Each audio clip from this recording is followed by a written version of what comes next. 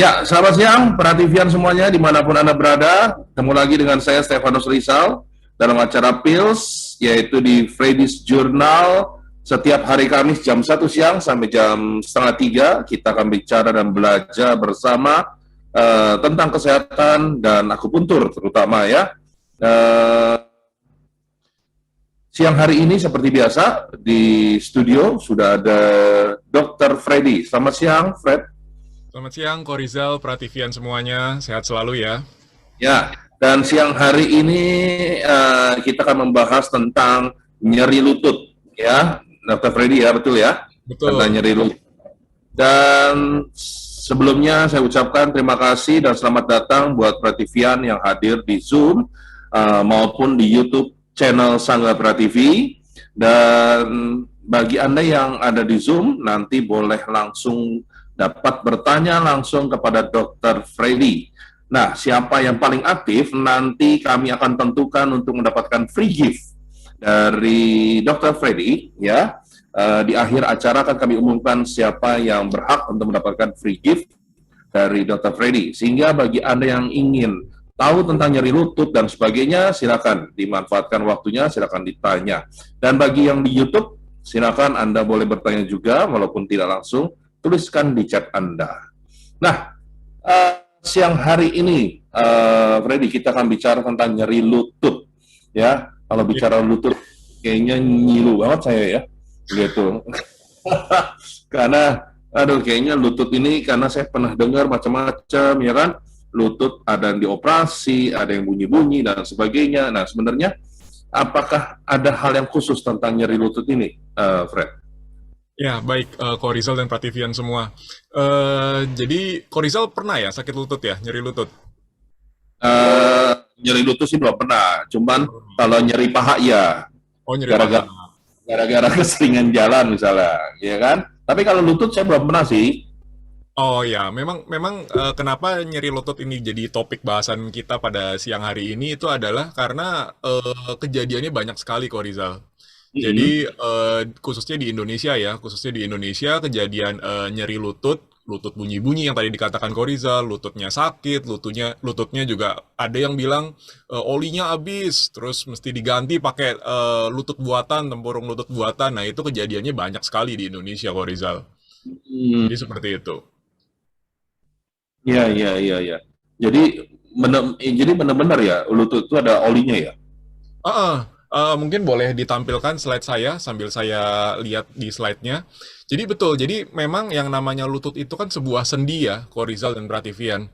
Jadi sendi itu tuh artinya sambungan antara dua tulang. Jadi boleh dilihat di layar ya, di slide. Itu yang sebelah kiri, gambar sebelah kiri itu adalah lutut yang normal, Prativian semua. Jadi lutut yang normal itu seperti itu. Jadi ada tulang yang di bagian atas itu adalah tulang paha gitu ya, yang ada articular cartilage, ada apa itu tulang yang besar itu yang di atas itu adalah tulang paha. Sedangkan yang di bawah itu adalah tulang kering kita. Tulang kering kita terdiri dari dua tulang ya, depan belakang. Nah, itu tulang kering kita, depan Yang belakang. mana? Yang belakang itu lebih kecil itu di sebelah kanan sedikit. Yang Nah, tulang yang di bagian mana? Yang tulang kering? kenapa? Yang tulang kering yang mana? Yang tulang kering yang di bagian bawah. Kita fokus ke gambar yang sebelah kiri dulu, yang sehat dulu. Ya, yang Nah, itu sehat itu kan maksudnya yang tulang ada kering, yang ada normal. ya, ini yang normalnya. Nah, itu kan ada dua tulang tuh, Korizal tuh, yang ada di atas, ada yang di bawah kan? Oh, yang coklat, yang gambarnya coklat. Betul, yang gambarnya coklat.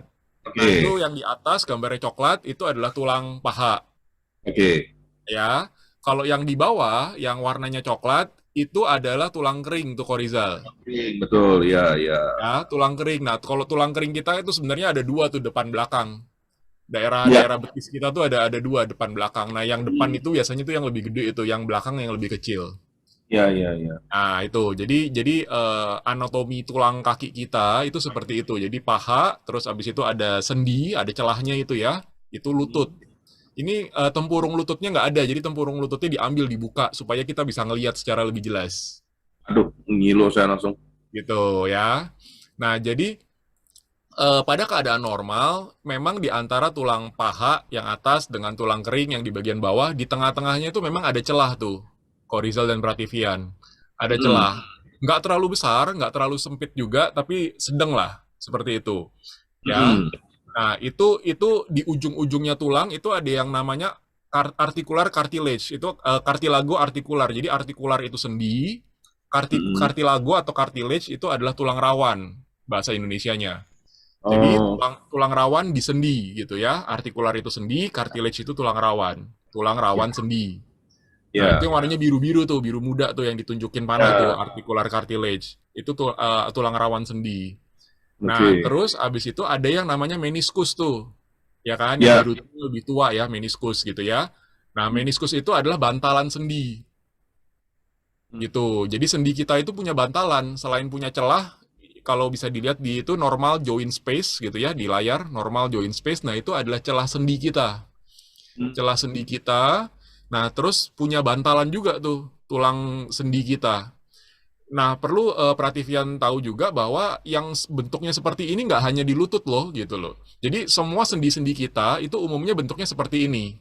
Jadi punya celah, punya tulang rawan, punya bantalan sendi. Oh. Gitu. Jadi nggak hanya terbatas di lutut doang nih. Ini hampir semua sendi-sendi kita, termasuk di jari-jari, apalagi pergelangan tangan, siku, bahu, semua hampir semua seperti ini bentuknya. Ya, ya, ya, Gitu. ya. Memang ukurannya beda-beda, tapi penyusunnya ya kurang lebih sama seperti ini. Gitu ya. Nah, di yang celah sendi itu, di normal joint space itu isinya adalah cairan sendi tuh, Korizal dan Prativian. Itu cairan sendi. Cairan sendi itu tuh normalnya itu bentuknya bening gitu ya, agak kental-kental sedikit lah, kayak oli lah. Bentuknya tanda Mm-mm. kutip oli. Cuma kalau oli kan gelap ya, hitam. Kalau ini bentuknya bening gitu. Bening. Ah, jadi fungsinya itu sebagai pelumas. Jadi pada saat kita bergerak, kalau kita ngomongin sendi lutut gitu ya, pada saat lutut kita ditekuk, kita mau jalan, kita mau duduk, kita mau jongkok, kita mau berlutut, itu Mm. semuanya melibatkan olinya tadi itu, cairan sendinya tadi. Kalau Mm. di bahasa kedokterannya namanya sinovial, cairan sinovial namanya. Bahasa ininya biasa sehari-harinya cairan sendi itu namanya seperti itu. Nah, itu lokasinya di normal joint space itu tuh, di celahnya itu tuh, Di celah celah itu sendi. ya, cairan itu ya. Betul, betul. Nah, Fred, itu kalau menikus itu atau yang namanya bantalan sendi, itu bentuknya apa? Tulang kah atau cairan kah atau apa sebenarnya? Tulang rawan. Oh, tulang rawan juga. Tulang rawan juga, tapi dia fungsinya sebagai bantalan. Oh, ya, ya, ya. Karena Jadi, pada saat si lutut ya, kita ngomongin lutut gitu ya. Pada saat sendi lutut ini ditekuk gitu ya. Nah, itu nanti bakal ada sebagian tulang itu yang nanti bakal nempel ke bantalannya itu. oh, Nah, tapi pada saat dilurusin gitu, diluruskan lagi, itu bentuknya jadi ada celah lagi gitu. Jadi bentuknya seperti itu. oke, baik. Oke. Mm-mm. Ini dalam Nah, keadaan sehat ya, lututnya ya. betul, ini normalnya nih, Korizal dan Prativia, normalnya seperti ini. Nah, Oke. terus kalau yang nggak normalnya, yang udah mulai ada penyakit, itu boleh digeser ke gambar sebelah kanan. Nah, yang ini nih, udah mulai sakit nih, Korizal dan Prativian semua. Jadi, bisa kita lihat ya, jadi gambaran tulangnya yang warnanya coklat itu ya, yang tadi gambar di sebelah kiri yang normalnya itu mulus, sekarang Ya. udah mulai ada benjol-benjol tuh. Kayak Oh, jerawat-jerawat, kayak bisul-bisul gitu ya. Nah, itu ya. namanya bone spurs namanya. Bone spurs itu adalah penonjolan tulang Hmm. gitu. Jadi mulai ada penonjolan tulang. Nah, yang kedua, dia juga punya cartilage loss. Jadi tulang rawannya itu udah mulai terkikis dan hilang Oh, gitu ya. Makanya kan dia botak-botak tuh yang warnanya coklat kayak pulau-pulau begitu. Nah, itu ya. tulang rawannya itu udah mulai botak tuh. Ya, ya, ya, ya. Gitu. Nah, terus yang penting lagi nih yang ketiga nih, joint space narrowing. Jadi cairan apa celah sendinya itu udah menyempit, bahkan kalau yang nanti grade-nya udah berat, itu bisa udah nggak ada sama sekali celahnya sendi. Jadi Hmm. udah nempel bener-bener. Hmm. Jadi mulai dari menyempit sampai hilang sama sekali itu bisa terjadi pada orang yang nyeri lutut. Hmm. Nah, akibatnya apa kalau seperti ini? Akibatnya adalah pada saat dia menekukkan lututnya, baik buat jalan, buat lari, buat apalagi duduk, buat jongkok dan sebagainya itu pada saat lututnya digerakkan, ditekuk gitu ya, dia bergesekan antara tulang paha dengan tulang kering itu bergesekan. Waduh. Nah, Nah, gesekannya ini kalau terus-terusan, nah ini yang mengakibatkan rasa nyeri itu ini. Karena dia Oh, bergesekan terus-terusan antara tulang paha dengan tulang kering. iya. Begitu kok Rizal. Ceritanya tuh Oh, begitu. oke. Ini, wow, ini, aduh, sebenarnya saya ngilu sebenarnya. Aduh, tapi saya harus tanyakan. Sebenarnya apa sih penyebabnya nyeri lutut ini? Kenapa sehingga, maksud saya gini, dari keadaan normal sampai akhirnya muncul bone spurs, ya kan? Lalu ada bolong-bolong segala semua, itu penyebabnya apa sebenarnya? Nah, mungkin boleh digeser slide saya selanjutnya.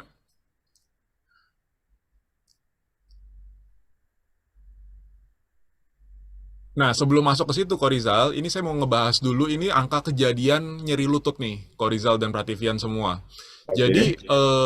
yang nyeri lutut itu dalam bahasa kedokteran itu adalah osteoartritis genu ya, osteoartritis genu. Jadi, osteoartritis itu adalah radang sendi yang sifatnya udah kronik, gitu ya. Kalau misalnya baru terjadi, biasanya namanya rheumatoid arthritis atau bahasa sehari-harinya dikatakan rematik begitu ya, rematik radang pada sendi gitu. Itu kalau misalnya kejadiannya masih baru.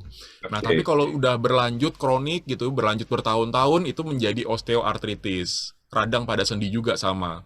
Nah, kalau angka kejadian osteoartritis itu sebenarnya nggak cuma terjadi hanya pada lutut nih, Prativian. Jadi lutut itu hanya salah satu. Bisa terjadi di tempat-tempat lain. Contohnya yang dibahas di gambar ini misalnya di hand, di tangan kita. Osteoartritis tangan itu bisa juga terjadi gitu ya. Bisa juga hip osteoartritis atau radang sendi pada panggul kita, pinggul kita. Nah, itu juga bisa terjadi.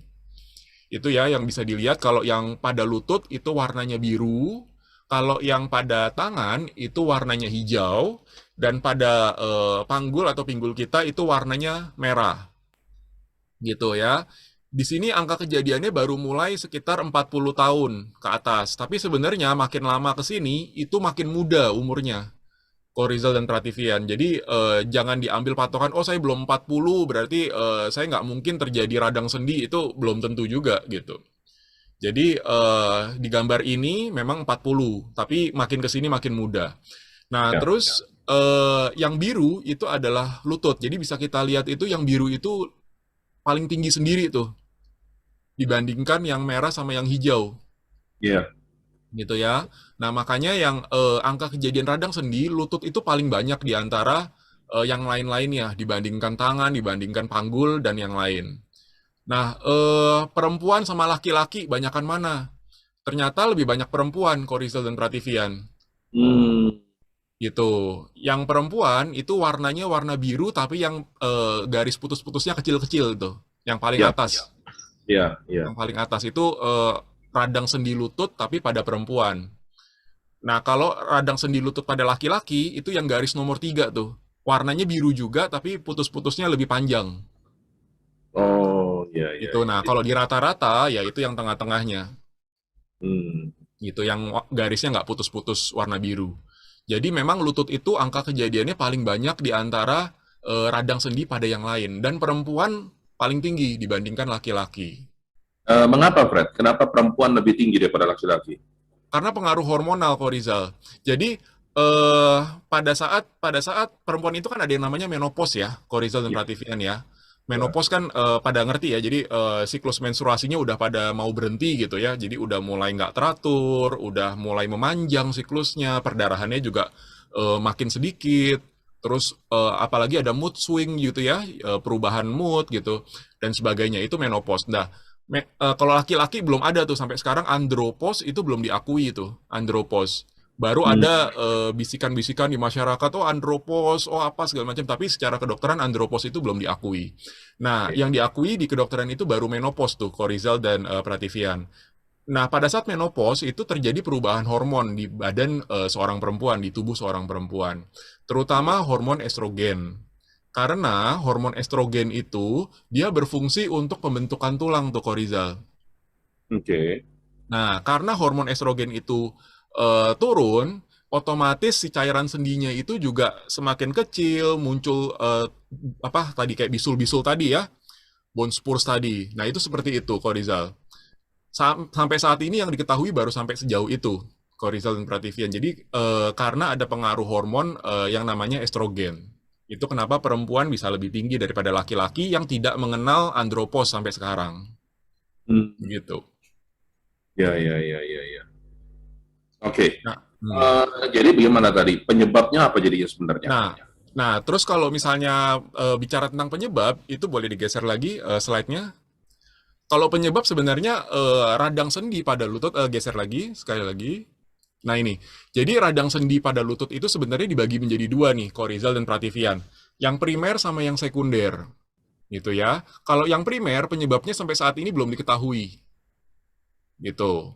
Yang primer saat ini belum diketahui penyebabnya. Nah, namun yang sekunder, sekunder itu sudah diketahui penyebabnya dan banyak nih seperti ini yang ditampilkan di layar itu, ya. Ada muscle strength, jadi artinya kekuatan ototnya mulai berkurang seiring bertambahnya usia, ya. Terus physical activity juga makin berkurang, orangnya jadi males gerak, males olahraga. Terus abis itu ada wrong movement, pergerakannya yang salah, keliru. Biasanya orang pada yang olahraga, atlet-atlet gitu ya, salah gerak gitu. Nah, itu lututnya bisa cedera. Nah, yang berikutnya lagi yang keempat itu okupasi, occupation, pekerjaan. Misalnya ada pekerjaan yang sering sekali menggunakan lututnya repetitif, diulang jongkok berdiri, jongkok berdiri, jongkok berdiri terus seperti itu, ngangkat beban gitu ya. Nah, itu juga merupakan salah satu faktor penyebab terjadinya radang sendi pada lutut. Nah, terus yang bawahnya lagi joint injury, jadi cedera pada lutut kita. Nah, itu misalnya tadi ya, pada atlet, kalau nggak pada orang-orang yang pekerjaannya yang banyak menggunakan lututnya, jongkok berdiri, angkat beban gitu. Nah, itu juga bisa mengakibatkan cedera sendi lutut. Joint alignment, jadi lututnya itu nggak lurus lagi, gitu ya, nggak lurus lagi. Misalnya salah jalannya nggak bener gitu misalnya, atau nggak bawaan dari sejak lahir. Kita kan juga pernah, mungkin Prativian juga pernah mendengar ada bayi yang jalannya itu nggak lurus kakinya, ada yang bentuknya X kakinya, ada yang bentuknya O gitu kakinya gitu ya. Ya, ya, ya, Nah, betul, betul, betul. betul. Nah, itu jadi seperti itu, joint alignment. Jadi karena alignment itu tahu ya, keselurusan gitu, kelurusan gitu. Ya, itu nggak lurus sendinya, akhirnya jadinya resikonya bisa lebih besar untuk cedera atau trauma atau radang sendi pada lutut. Nah, terus body body length bone inequality. Jadi ketidakseimbangan tuh antara ukuran tulangnya dengan ukuran tubuhnya. Nah, itu juga ada kan, kita juga bisa lihat tuh, ada kadang-kadang ada yang tubuhnya panjang, gede, tapi tulangnya kakinya kecil. Ada yang Ya, sebaliknya, kakinya gede, tapi ternyata badan kita, torso kita, badan kita itu lebih pendek gitu loh. Nah, itu juga bisa mengakibatkan seperti itu. Terus systemic risk factor juga bisa dari diet kita. Karena memang cairan sendi itu kan kita peroleh bahan bakunya atau bensinnya itu kan dari makanan yang kita makan. Gitu. Jadi oh, kalau makanan kita nggak benar, banyak makan fast foodan, kurang gizi, itu juga bisa pengaruh terhadap pembentukan si cairan sinovial atau cairan sendi. Gitu ya. Nah, terus ada lagi yang non modifiable. Jadi yang nggak bisa diubah nih, umur kita. Memang makin tua, makin tambah usia, makin lansia, itu resikonya semakin besar. Gender kayak tadi sudah diterangkan bahwa kalau yang perempuan itu resikonya lebih besar karena pengaruh hormonal. Genetik kita juga kayak tadi sudah dikatakan kalau misalnya kita punya gen yang susunan tulangnya, susunan sendinya itu nggak bagus dari orang tua, dari kakek nenek dan sebagainya. Nah, itu juga bisa mengakibatkan radang sendi pada lutut. Terus ethnicity juga ethnicity. Nah, jadi kalau kita orang Asia itu di tengah-tengah. Orang Asia itu di tengah-tengah, gitu ya. Nah, yang banyak itu sebenarnya orang Kaukasia. Jadi ya orang-orang kulit putih, orang bule gitu itu sebenarnya yang banyak itu. Kalau Asia itu menengah lah, sedang lah, nggak bisa dikatakan sedikit juga, menengah lah. Kalau kita bicara etnisitas. Nah, terus yang bawahnya lagi adalah systemic risk factor, itu obesitas, terus abis itu ada bone metabolism. Jadi ada orang yang belum waktunya udah osteoporosis. Nah, itu juga pengaruh di situ. Jadi kalau tadi Korizal menanyakan apa sih penyebabnya, kalau yang primer nggak diketahui Korizal, tapi memang ini yang banyak nih Korizal, yang primer ini yang banyak. Nah, yang sekunder penyebabnya ada segini banyaknya nih Korizal. Jadi penyebabnya ini semua. Ada yang bisa dicegah, ada yang memang tidak bisa dicegah. Ya, tadi kalau bicara etnis berarti yang paling sedikit etnis apa? Yang Negroid, yang Afrika. Oh, pantesan mereka juga kuat-kuat jalan dan lari ya. Dan lari, betul, betul. Kalau kita perhatiin mungkin kalau di Olimpiade itu banyak yang lari-lari cepet gitu, dan apa, pemain basket gitu misalnya, mereka lompat-lompat terus gitu kan. Nah, itu banyak yang orang-orang berkulit hitam, berkulit gelap. Hmm. Oke. Nah, Gitu. tadi dikatakan bahwa kalau anak bayi yang kalau misalnya kakinya bisa berbentuk X atau O ya, Ah, gitu. Itu bukankah gara-gara disebabkan ini juga ya? Kalau nggak salah telapak kakinya ya, yang kadang-kadang katanya nggak ada cekungan atau rata. oh iya memang. Jadi kalau misalnya itu pengaruh dari genetik tuh, Prativian. Jadi memang telapak kaki kita kan memang harusnya ada cekungan ya. Iya, Di bagian tengahnya itu memang ada cekungan tuh di bagian telapak kaki kiri maupun telapak kaki kanan ya. Nah memang tapi ada beberapa, sedikit nggak banyak gitu ya, telapak kakinya itu rata semua. Jadi kalau misalnya kita bikin cap kaki gitu ya waktu masih bayi, masih anak-anak kan kadang suka ada yang di stempel kaki gitu. Nah, nah iya, itu iya. tuh, nah itu lurus semua tuh, nggak ada cekungannya. Ya, Nah, memang itu merupakan salah satu faktor juga tuh, Prativian. Salah satu faktor terjadinya nyeri lutut karena memang itu tanda kutip ya tidak normal. ya, ya. Itu berarti terjadi pada saya ini, karena kakek saya kan rata ya. Cuman anak-anak saya juga memang menurun nih dua anak, tapi karena di treatment dari kecil sekarang sudah punya cekungan.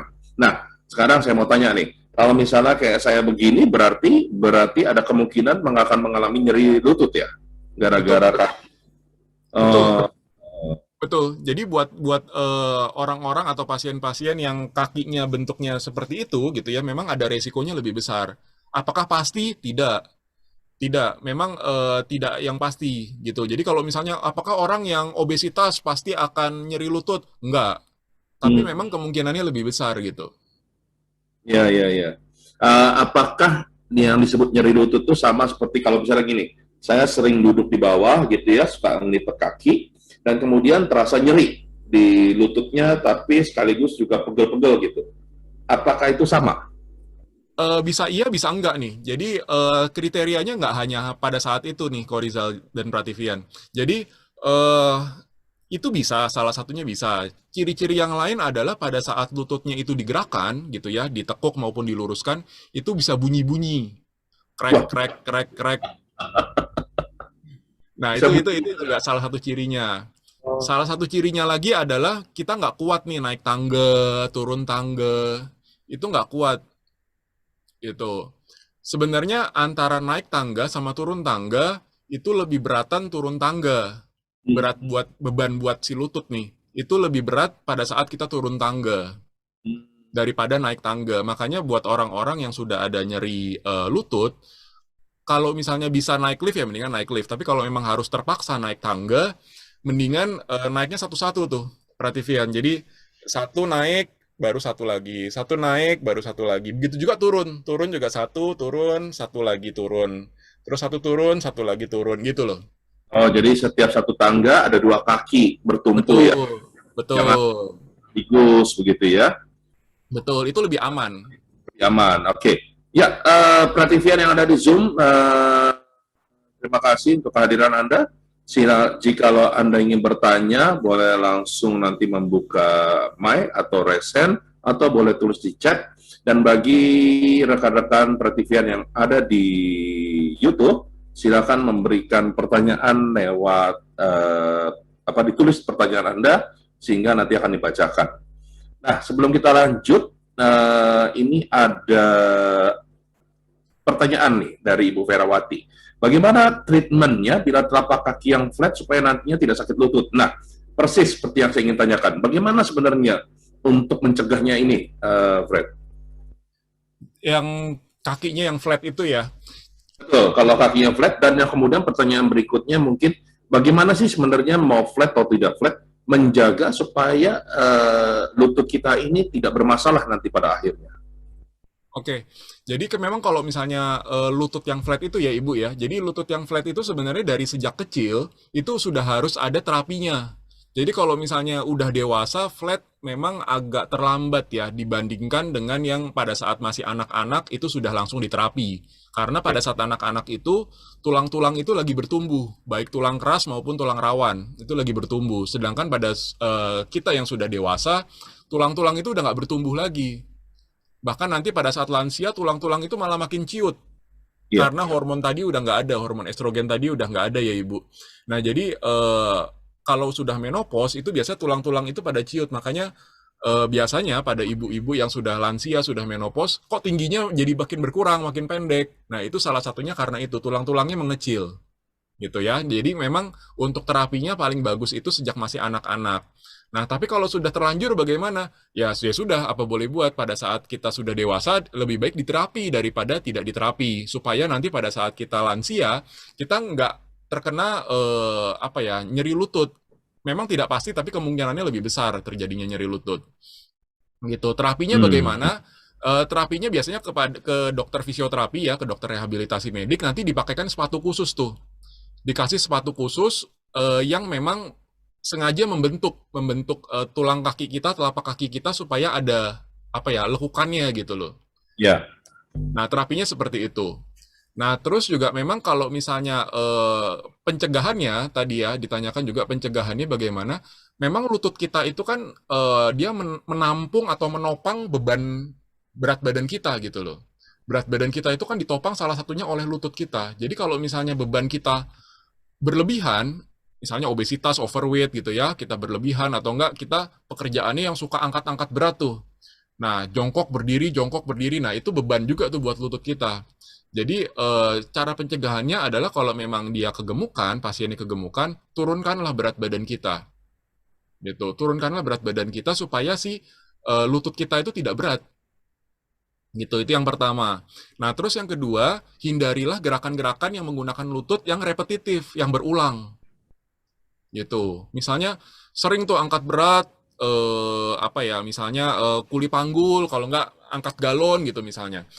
Naik turun pakai lututnya. Nah, itu kalau terus-terusan itu bisa mengakibatkan nyeri lutut. Makanya disarankan jangan terus-terusan gitu. Jadi kasihlah jeda supaya kita duduk, kita stretching dulu lutut kita, kita gerakan tanpa beban. Nah, itu akan membantu. Nah, kalau misalnya memang yang ketiga, kalau misalnya memang harus menggunakan lutut kita repetitif gitu ya, nggak ada pilihan lain, pakailah deker, Ibu. Pakailah deker atau pelindung lutut gitu. Itu membantu. Misalnya buat atlet yang memang gerakannya cepat, badminton gitu misalnya. Pakailah deker atau pelindung lutut. Itu membantu. Seperti itu, Ibu. Oke. Eh, Dr. Freddy, ini saya yakin bahwa yang nonton pada siang hari ini semuanya nggak ada yang punya tulang rawan lagi ya, yang bisa bertumbuh ya, gitu. Jadi alias yang sudah berusia kita di sini. Nah, jadi pertanyaan saya, yang kalau yang sudah berusia, yang sudah terlanjur, itu ada nggak pencegahannya untuk minimal mengurangi nyeri lutut? Misalnya ada vitamin ke atau obat ke, itu ada apa tidak? Iya, jadi memang untuk Prativian semua yang memang usianya udah lebih lanjut ya. Nah, itu memang nggak bisa lagi diterapi secara kayak masih anak-anak atau remaja gitu, memang udah nggak bisa lagi. Nah, caranya adalah memang tadi yang Korizal katakan mungkin ada vitamin, mungkin ada suntik-suntik mungkin yang mungkin Prativian pernah dengar juga tuh suntik oli gitu ya. Nah, Hmm. sebenarnya vitamin-vitamin ataupun suntik oli itu dia tidak menyembuhkan Prativian semua gitu ya. Ada lagi yang ekstrim mungkin operasi ganti tempurung lutut gitu ya, jadi tempurung lututnya yang dari logam gitu. Nah, itu menyembuhkan tapi kan itu sangat invasif ya. Itu dibuka diganti yang estetik gitu lah, yang apa sintetis gitu. Nah, itu jadi seperti itu. Nah, kalau misalnya minum obat-obatan atau vitamin biasa kandungan yang dikasih adalah glukosamin dan kondroitin. Itu yang biasanya seperti itu. Glukosamin dan kondroitin. Ada beberapa dokter-dokter lain yang juga memberikan obat-obatan golongan steroid, golongan obat radang, anti radang begitu. Nah, tapi yang seperti kita tahu, obat-obatan golongan anti radang atau golongan steroid ini jangka pendek nggak apa-apa, diminum jangka pendek nggak apa-apa. Tapi kalau jangka panjang, efeknya bisa kemana-mana, Korizal dan Prativian. Efek Ya, ya. sampingnya bisa kemana-mana. Bisa pengeroposan tulang, bisa gangguan hormonal, bisa moon face yang mukanya bulat kayak bulan gitu ya.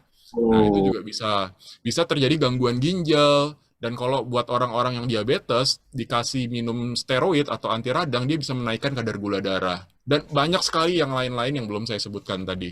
Itu baru sebagian kecil loh yang saya sebutin tadi, itu efek samping dari steroid kalau jangka panjang.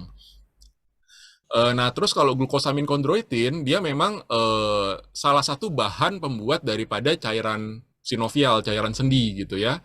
Nah, jadi memang dikasih glukosamin kondroitin, harapannya adalah badan bisa memproduksi lagi cairan sendi, cairan sinovial yang memang sudah tinggal sedikit.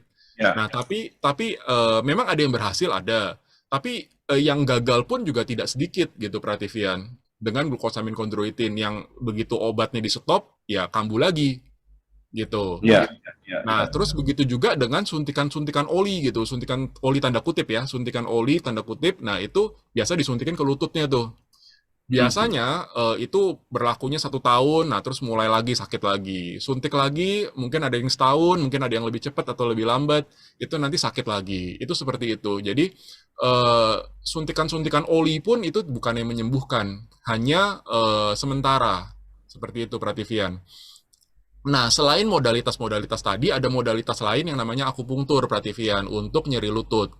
Nah, jadi mungkin bakal dibahas nanti ya. Jadi akupunktur untuk nyeri lutut itu bagus sekali untuk apa? Tidak sekedar sementara. Jadi untuk menyembuhkan masih bisa, tapi tergantung dari derajatnya. Karena nyeri lutut ini juga ada derajat-derajatnya gitu, Ya. Prativian. Seperti itu. Oke. Ya, sebelum kita masuk nanti ke akupuntur, sabar dulu ya. Ini ternyata banyak banget pertanyaannya nih. Wow. Ya, satu lagi sebelum ini dari YouTube ada yang mau bertanya, tapi sebelum saya bacakan dari YouTube dari Ibu Pipit cantik, wah, ya, saya mau bertanya satu lagi, tapi singkat aja jawab. Tadi dokter bilang orang yang rawan kena nyeri lutut adalah orang-orang yang kayak kuli bangunan, kuli panggul, yang sering bawa galon dan sebagainya. Nah, sekarang saya mau tanya, kalau di antara di sini ada oma opa yang sering gendong-gendong cucunya, itu berefek gak sih ke lututnya juga? Kalau misalnya dia gendong-gendongnya hanya sebentar-sebentar, nggak masalah, Prativian. Oh, Nah, tapi kalau misalnya dia memang orang tua si bayi misalnya ditinggal pergi kerja gitu, nah terus otomatis tanggung jawabnya jadi ke kakek neneknya gitu kan, sementara mereka udah usia gitu. ya, Gendong terus sepanjang hari gendong gitu tanpa istirahat dan gendongnya berdiri ya maksudnya ya, bukan duduk ya. ya, ya. Gendongnya berdiri terus sepanjang hari berdiri. Itu termasuk faktor resiko Oh, gitu. oke. Jadi ibu bapak di sini yang kalau memang sudah termasuk dalam ukuran lansia, boleh sayang cucu, tapi kalau gendong pun dalam keadaan duduk ya, jangan sampai berdiri. Karena cucu nggak sanggup membiayai biaya ganti lutut baru ya. Oke, ini ada pertanyaan dari Ibu Pipit cantik. Untuk membantu atau mencegah pengecilan tulang pada orang tua yang sudah umur di atas 60 tahun, ada nggak dok? Ya, baik Ibu Pipit. Pertanyaannya bagus nih. Jadi, eh ini yang sering saya katakan kepada pasien-pasien kami gitu ya di tempat praktek kami, itu paradigma mereka tuh banyak sekali yang terbalik nih, Ibu Pipit. Jadi, kalau di iklan-iklan di TV, kita kan selalu ditawarkan, disuguhi dengan susu-susu tinggi kalsium tuh. Susu tinggi kalsium untuk orang-orang yang lansia, untuk 60 tahun ke atas, untuk 65 tahun ke atas dan sebagainya yang tinggi kalsium ya. Nah, sebenarnya itu terbalik tuh Ibu Pipit dan Prativian semua. Kenapa saya katakan terbalik? Karena pada saat kita sudah menopause buat yang perempuan ya, itu kan hormon estrogen itu kan berkurang ya. Seperti tadi sudah dikatakan hormon estrogen itu berkurang. Sedangkan kalau untuk pembentukan tulang itu ada yang namanya sel yang namanya osteoblast dan osteoklas namanya itu. Jadi osteoblast itu untuk membentuk, sedangkan osteoklas lawannya untuk menghancurkan gitu. Jadi osteoblast membentuk, osteoklas itu menghancurkan. Itu selalu berlawanan seperti itu. Pada saat kita masih masa pertumbuhan, masa anak-anak dan remaja, masa pertumbuhan, osteoblast itu lebih aktif daripada osteoklas. Makanya tulang kita bertumbuh. Tulang kita bertumbuh, kita bisa makin tinggi karena osteoblastnya lebih aktif daripada osteoklas gitu ya. Nah, pada saat kita udah berakhir masa pertumbuhan dan sudah menjadi dewasa, itu tidak ada lagi pertumbuhan ke atas kan ya, biasa pertumbuhannya ke samping gitu ya. Nah, itu tulang itu tuh nggak lagi bertambah panjang, Bu Pipit. Nah, itu pada saat itu osteoblast dan osteoklas berada dalam keadaan seimbang. Yang dibentuk, tulang yang dibentuk sama dengan tulang yang dihancurkan. Nah, kalau kita berpindah lagi menjadi lansia, itu berkebalikan lagi. Jadi osteoblastnya itu semakin sedikit, pembentukan tulangnya semakin sedikit, sedangkan osteoklas menjadi semakin aktif dan penghancuran tulangnya semakin banyak. Begitu ya. Nah, caranya gimana? Tadi balik lagi ke pertanyaannya Ibu Pipit. Caranya gimana supaya mencegah atau menunda supaya pengecilan tulang itu lebih lambat terjadinya, lebih nanti-nanti lagi gitu. Nah, caranya adalah kita dengan cara tanda kutip menabung kalsium di dalam tulang kita. Jadi pada saat kita masih belum menopause, buat yang perempuan belum menopause, minumlah susu gitu. Jadi susu itu bukan diminum pada saat kita sudah lansia. Kalau kita sudah Oh, lansia, sudah menopause, susu yang kita minum, kalsium tinggi yang kita minum, itu nggak bisa diserap di tulang karena osteoblast itu sudah tidak bisa beroperasi lagi karena estrogen tadi itu sudah tidak ada karena sudah menopause. Gitu. Jadi ya. percuma pada saat kita udah lansia, kita minum susu tinggi kalsium, itu kalsium hanya muter-muter aja tuh di dalam pembuluh darah. Kalau makin lama makin kebanyakan, terjadi yang namanya pengapuran, penyumbatan pembuluh darah, bikin batu kalsium di ginjal, dan sebagainya. Nah, Ya. makanya caranya adalah minumlah susu tinggi kalsium atau membuat cadangan kalsium lah, cadangan kalsium itu sebelum menopause.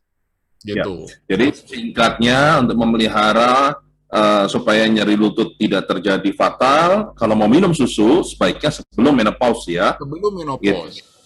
Sudah menopause sudah tidak berguna lagi, malah justru merugikan ya. Betul, betul. Oke, baik. Ini Dr. Freddy, ini yang hadir di sini 35, tapi pertanyaannya sudah 50. Bingung saya. Jadi tolong Dr. Freddy dijawabnya yang ini ya, yang Yang yang singkat-singkat ibarat aja ya. yang singkat-singkat tepat ya, biar mereka juga puas. Oke. Nanti Ibu Pipit masih ada pertanyaan lagi, tapi nanti nyusul. Ini sebelumnya masih ada dari Hello Ministry. Kadar D25 OH saya 20 nmol per L. Waduh, itu dokter yang ngerti. Lutut saya, wanita 45 tahun, sering sakit, bahkan saat tidak saya gerakan. Kadang-kadang lutut saya juga bengkak. Sudah minum glukosamin, tapi tidak ada efek apapun. Apa yang sebaiknya harus saya lakukan? Terapi apa yang tepat untuk saya, dok? Nah, demikian, Dr. Freddy. Silakan dijawab duluan. Oke, baik. Terima kasih Ibu ya tadi ya. Ya, usianya 45 tahun. Ya, Ibu. Jadi gini, memang 25 milimol itu agak rendah memang ya. Jadi 25 milimol itu memang agak rendah. Jadi coba diperhatiin apakah Ibu sering jemur apa enggak, sering kena matahari apa enggak, gitu Hmm. ya. Karena apa? Karena kalau kita makan makanan kita, kan ada vitamin D-nya juga ya, vitamin D delta ya, delta D, vitamin D. Nah, itu vitamin D yang kita makan itu dalam bentuk yang tidak aktif itu Ibu. Dalam bentuk yang tidak aktif. Nah, vitamin D yang tidak aktif itu dia akan disimpan itu di bawah kulit kita. Gitu, di bawah kulit kita dan itu akan diubah menjadi vitamin D yang sudah aktif itu dengan bantuan cahaya matahari. Jadi kalau misalnya memang ibunya jarang jarang jemur, jarang kena matahari, saran saya pertama-tama jemurlah dulu. Gitu, jemurlah dulu supaya dia mengaktifkan vitamin D yang memang sudah disimpan di bawah kulit. Hmm. Ya, yang tadinya tidak aktif menjadi lebih aktif. Berapa lama nih jemurnya nih?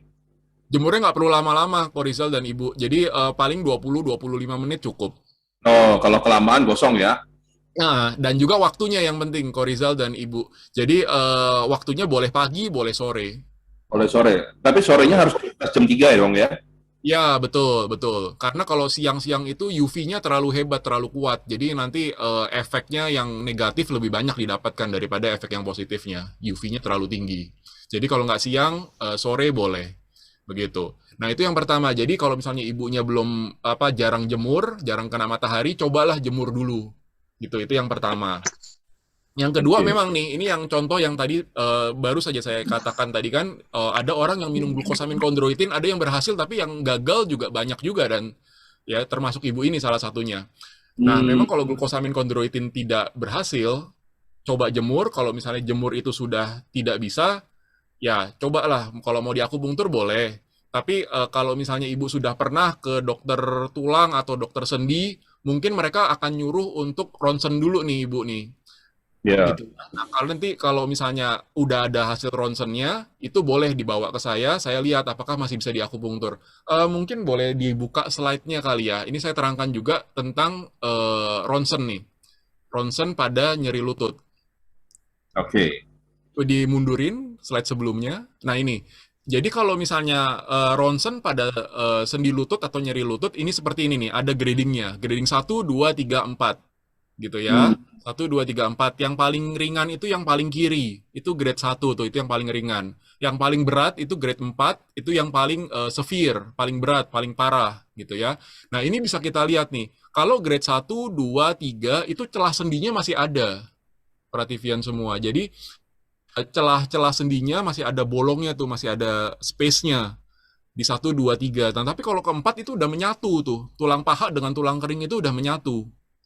Nah, Ya, yang bisa ya, ya. diakupunktur yang mana? Yang bisa diakupunktur adalah 1, 2, 3, Prativian. Hmm. Gitu. Jadi kalau misalnya grade 1, grade 2, grade 3 itu masih bisa diakupunktur, grade 4 ya mau nggak mau operasi. Ya, minimal 1, 2, 3 masih ada harapan ya. Betul, Wah, betul. biasa, Nah, ya, ya. pasien-pasien yang datang itu kebanyakan itu kalau nggak grade 1, grade 4 nih kok Rizal. Waduh. Jadi jadi ya seperti itu. Jadi kalau grade 1 mereka baru merasa sakit, baru merasa nyeri, mereka sudah pengen oh saya pengen ngobatin lah, mau sembuh segala macam. Nah, itu biasanya mereka baru grade 1. Ya, ya, Nah, ya, ada ya. yang banyak lagi grade 4 nih Prativian. Jadi mereka sudah nyoba berobat kemana-mana, segala macam cara. Akhirnya udah putus asa, baru datang ke akupunktur, akhirnya udah grade 4. Nah, ini udah nggak bisa diakupunktur kalau grade 4. Ya, oke. Grade 4 udah nggak bisa diakupuntur ya. Mm-mm. Nah, ini sekilas kalau di hasil ronsen kelihatannya mirip ya, sama ya, semuanya nggak ada perbedaan ya. Tapi kalau Ya, kalau diperhatiin semua. ada bedanya, ternyata mulai bertemu ya antara tulang paha dengan tulang kering. Betul. Wow, luar biasa. Oke, ada satu pertanyaan lagi dari Ibu Ferawati tadi terlewat, tapi sebelum dokter menjawab, ada yang mau lewat dulu. Silakan, Boy.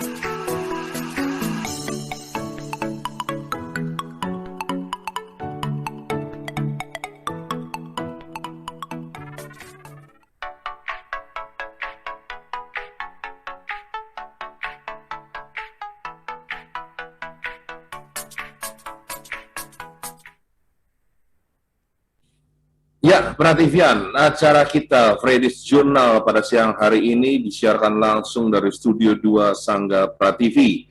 Jika Ibu Bapak Prativian tahu Sangga Prativi sejak masih kecil, nah sekarang Sangga Prativi masih tetap yang sama seperti dulu, ya masih menyiarkan Tutup Tinular ya setiap pagi, tapi juga sekarang sudah banyak perubahannya. Silakan banyak ruangan-ruangan yang dapat dipakai untuk meeting, kalau misalnya Anda bosan dan sebagainya, untuk pertemuan, bahkan untuk kantor, lagi ada harga diskon. Demikian juga dengan buku-bukunya Meli Kyong yang setiap hari Jumat selalu ada dalam acara PILS Mindful Parenting. Ya, silakan dilihat Mindful Parenting setiap hari Jumat dan dapat juga dibeli bukunya. Kebetulan semua buku harganya 70.000. Ya, perhatian silakan disimak tentang acara kita pada siang hari ini tentang nyeri lutut, dan bersama Dr. Freddy masih bersama sini, dan selamat datang bagi para praktivian yang hadir di Zoom dan di YouTube channel. Silakan kalau Anda ingin bertanya, tuliskan di kolom chat maupun langsung angkat tangan. Dan Dr. Freddy, kita lanjutkan. Ini ada pertanyaan lagi dari Ibu tadi, Ibu siapa ya? Saya cek dulu. Ini banyak pertanyaan ini. Waduh, luar biasa ini. Ternyata nyeri lutut ini benar-benar menjadi ini ya, minat ya. Dari Ibu Fenawati. Dok, kalau lutut, sebentar, tanya lagi. Lutut kalau naik tangga, pergelangan kaki suka berbunyi, tapi tidak nyeri. Apakah itu nantinya akan menjadi sakit lutut atau pergelangan? Gitu dok. Jadi kalau naik tangga, ya sering bunyi, tapi nggak sakit. Nah, kira-kira itu akan jadi nyeri lutut atau tidak nanti di akhirnya? Betul, Ibu. Jadi memang salah satu ciri daripada osteoartritis atau radang pada sendi itu cirinya adalah berbunyi, gitu ya. Nah, memang pada saat ini mungkin Ibu belum sakit nih pergelangan kakinya. Nah, tapi seiring bertambahnya usia, seiring bertambahnya berat badan kita, nah itu juga bisa mengakibatkan nyeri nantinya di pergelangan kaki, gitu. Makanya kalau misalnya buat kita-kita yang suka bunyi-bunyiin jari tangan nih, cetek cetek cetek cetek gitu kan, cetek cetek cetek. Nah, itu sebaiknya dihindari itu, Prativian. Jadi itu juga sering mengakibatkan nantinya akan bikin radang sendi pada jari-jari tangan kita. Jadi kalau untuk menjawab pertanyaannya Ibu, itu iya, salah satu cirinya daripada radang sendi. Walaupun sekarang belum sakit, tapi itu nantinya di masa depan bisa jadi sakit. Seperti Iya. itu. Jadi nggak boleh sering iniin tangan ya, bunyiin tangan ya. Iya. Kalau dulu waktu saya masih kurus sering tuh. Sekarang kalau udah gemuk udah nggak bisa bunyi lagi tuh. Jadi saya aman ya sebenarnya ya. Jadi termasuk aman nih orang-orang gemuk ini nih, karena udah nggak bisa bunyi lagi. Sebelum kita masuk ke akupunturnya sendiri, ada satu pertanyaan terakhir yang nanti pertanyaan lain akan saya bahas ya. Dari Ibu Luciani, apakah konsumsi gelatin berguna untuk membantu pembentukan struktur tulang rawan? Ya, baik Ibu Luciani ya. Memang gelatin itu adalah salah satu komponen daripada tulang rawan gitu ya, gelatin itu. Nah, tapi jangan salah Ibu. Jadi kalau misalnya itu dikonsumsi pada saat kita masih muda, pada saat masih dewasa muda boleh lah, dewasa muda masih minum konsumsi gelatin, itu dia akan membantu memang pembentukan tulang rawan Ibu Luciani gitu. Nah, tapi kalau misalnya saya nggak tahu nih Ibu Luciani usianya udah berapa sekarang. Nah, tapi kalau misalnya sudah mendekati lansia, udah menopause atau bahkan sudah lansia beneran gitu ya, itu konsumsi gelatin sudah tidak terlalu banyak membantu Ibu.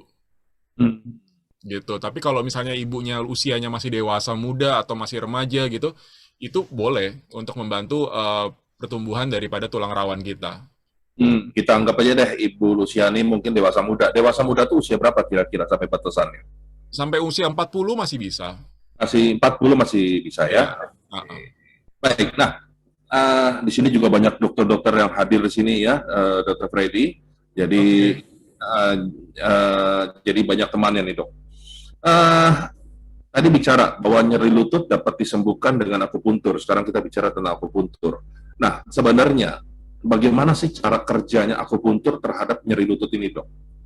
Ya, jadi memang cara kerjanya akupunktur kan kalau secara garis besar sudah pernah dibahas juga di sesi-sesi sebelumnya ya, Prativian ya. Jadi ada lokal, segmental, dan sentral. Secara garis besarnya seperti itu, lokal, segmental, dan sentral. Nah, lokal itu terjadi pada saat jarum akupunktur kita tusukkan ke dalam kulit kita. Itu lokal. Nah, pada saat jarum ditusukkan ke dalam kulit kita, itu terjadi pelepasan neurotransmitter gitu ya. Ada yang namanya histamin, ada yang namanya prostaglandin, bradikinin, nitric oxide gitu ya. Nah, dan sebagainya, nggak cuma itu aja.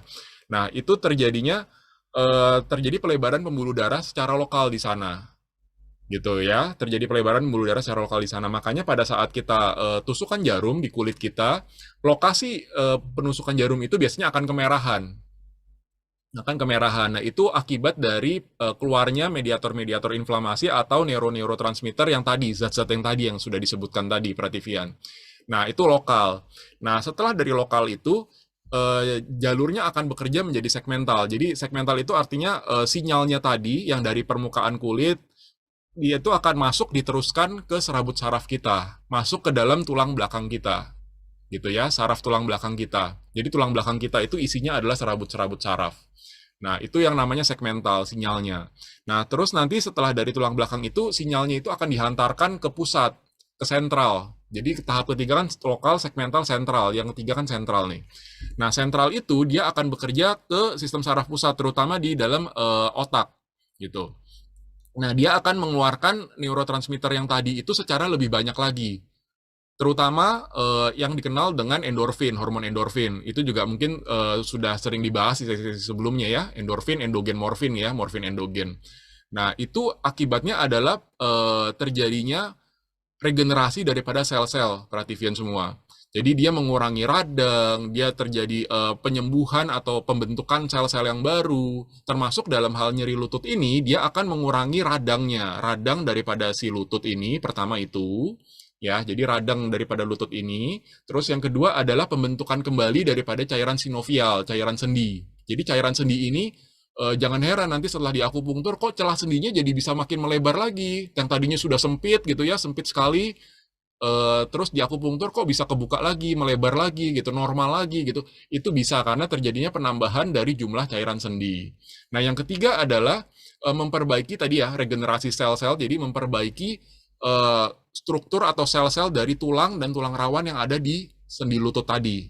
Kalau tadi yang di gambar pertama di slide kan kita bisa ngelihat ya, di dalam tulang keras kita ataupun tulang rawan kita, itu terjadi kerusakan-kerusakan. Tulang keras kita banyak kayak bisul-bisul tadi ya, tonjolan-tonjolan kecil-kecil gitu. Tulang rawan kita juga menjadi botak-botak tadi yang ada pulau-pulau kecil gitu. Nah, itu semuanya bisa diregenerasi atau diperbaiki dengan akupunktur dengan cara yang demikian tadi. Karena pengeluaran neurotransmitter atau hormon-hormon yang tadi. Seperti itu kok, Riza.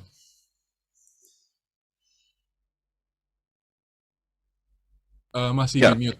kita lewat akupuntur ternyata mampu ya, bahkan yang sudah bertemu pun dapat direnggangkan. Nah, ini sekarang kebetulan ada pertanyaan sehubungan dengan akupuntur dari Ibu Ira Andreas nih.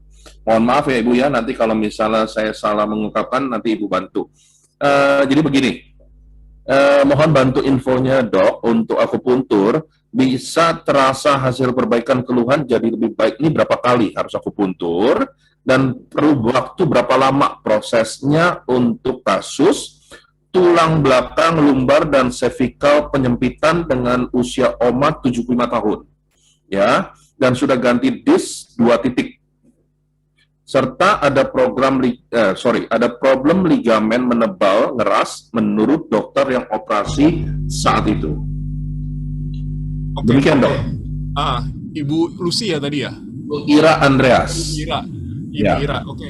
Jadi tadi sebelum masuk ke pertanyaan Ibu Ira, saya mau ralat dulu nih pernyataan daripada Korizal tadi. Kalau tulang sendi lutut udah menyatu, nggak bisa lagi diakupunktur, Korizal. Itu yang termasuk grade 4. Gitu. Jadi kalau misalnya celah sendinya udah nggak ada, udah nempel bener-bener, kita udah nggak punya celah lagi untuk masukin jarum di situ. Karena salah satu titik akupunktur yang akan ditusukkan, dipakai itu adalah di lutut, di celah sendinya tadi. Jadi kalau misalnya grade 4 udah nyatu, udah nempel, itu udah nggak bisa lagi diakupunktur. Jadi yang bisa adalah grade 1, 2, 3 yang celah sendinya masih ada, walaupun sempit. Gitu ya. Nah, terus tadi ke pertanyaannya Ibu Ira.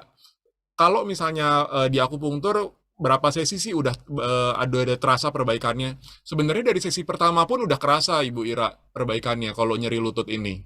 Jadi nyeri lutut ini udah banyak sekali dipakai. Jadi mungkin bisa sambil dibuka slide-nya. Jadi kalau nyeri lutut ini di akupunktur itu sudah banyak sekali dipakai dan bukan terapi yang baru sebenarnya kalau di dunia ya. Kalau di Indonesia memang masih tergolong baru, relatif baru. Geser lagi setelahnya. Nah ini, jadi kalau misalnya ini sebenarnya saya ambil jurnal ini, saya cari-cari gitu ya, yang terbaru, yang merangkum semua secara umum gitu ya, itu baru ada 2008. Jadi otomatis akupunktur untuk nyeri lutut atau radang sendi pada lutut ini bukan suatu hal yang baru kalau di dunia gitu. Nah, kalau ada teman-teman Prativian mau mencari di Google, boleh dimasukkan acupuncture and osteoarthritis of the knee, gitu ya, osteoarthritis pada lutut, gitu. Ini saya ambil abstraknya aja. Jadi kita bisa lihat dari 1000 lebih, 1400 lebih partisipan yang bergabung di dalam penelitian ini, itu hasilnya adalah acupuncture is an effective treatment for pain and physical dysfunction associated with osteoarthritis of the knee. Jadi akupunktur itu efektif loh, terapi yang efektif untuk nyeri dan fungsinya yang mengalami masalah gitu pada osteoartritis atau radang sendi pada lutut gitu. Jadi kalau misalnya tadi Ibu Sri menanyakan bahwa berapa Ibu Ira apa Ibu Sri tadi ya, Korizal ya? Ibu Ira. Ibu Ira. Nah, Ibu Ira menanyakan bahwa membaik itu bisa dirasakan dari sejak sesi keberapa. Dari sesi pertama pun bisa dirasakan Ibu Ira. Dari sesi pertama mungkin belum 100% Ibu Ira. Kalau misalnya gradingnya lebih parah atau perjalanan penyakitnya sudah lebih lama, mungkin yang pertama belum bisa selesai 100%. Tapi kalau dirasakan perbaikannya, dari sesi pertama pun sudah dirasakan perbaikannya Ibu Ira. Gitu. Nah, terus kalau tadi pertanyaannya itu kan soal saraf kejepit ya. Soal saraf kejepit di punggung gitu. Jadi kalau misalnya itu di luar topik kita pada siang hari ini, tapi ya saya bahas sedikit aja ya. Jadi saraf kejepit untuk di akupunktur itu juga hasilnya bagus sekali, Bu Ira. Jadi nanti tergantung gradingnya juga. Ternyata di tulang belakang kita, saraf kejepit itu juga punya grading, punya derajat-derajatnya. Kalau dia masih derajatnya itu belum terlalu berat, itu masih bisa dilakukan akupunktur gitu. Jadi akupunktur bukan sulap-sulapan, bukan magic-magican yang semua penyakit bisa, bukan. Tetap ada batasnya. Nah, jadi kalau misalnya tulang belakang gradingnya masih 1 2 3, mungkin dari hasil MRI-nya juga ada.